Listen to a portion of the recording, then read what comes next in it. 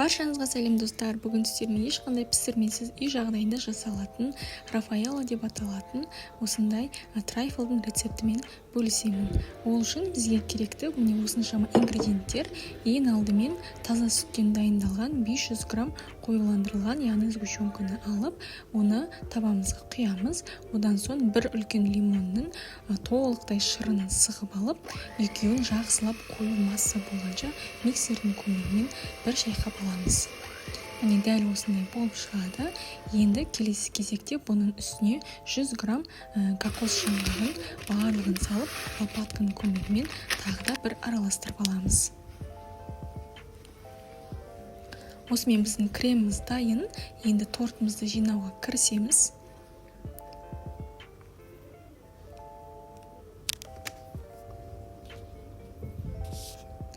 Ол үшін ең алдымен осындай өзіңіз ұнатқан кез келген печеньені сүтке малып, осылай бір слой етіп орналастырып шығамыз.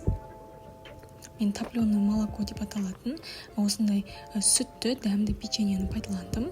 Одан соң оның үстіне жаңа дайын болған креміміздің бір бөлігін құямыз. Одан соң тағы да бір слой етіп печеньені сүтке малып, оны да үстіне қойып, осылайша печеньеміз бен креміміз таусылғанша жинай береміз.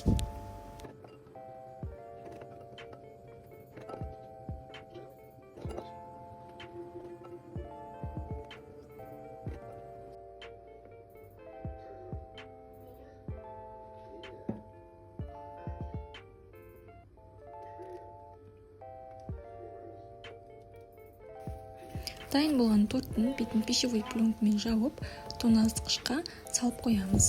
Одан соң жақсылап сіңгеннен соң бетін қалауларыңызша әсемдесеңіздер болады.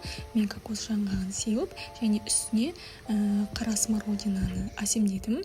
Міне көріп тұрғандарыңыздай пышағы оп-оңай кіріп, оп-оңай кесіліп жатыр. Жақсылап сіңген. Сіздер де дайындап көріңіздер.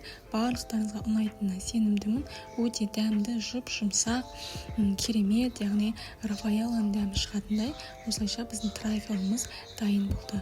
Барлықтарыңызға ұнайтынына сенімдімін. Барлықтарыңызға ас болсын.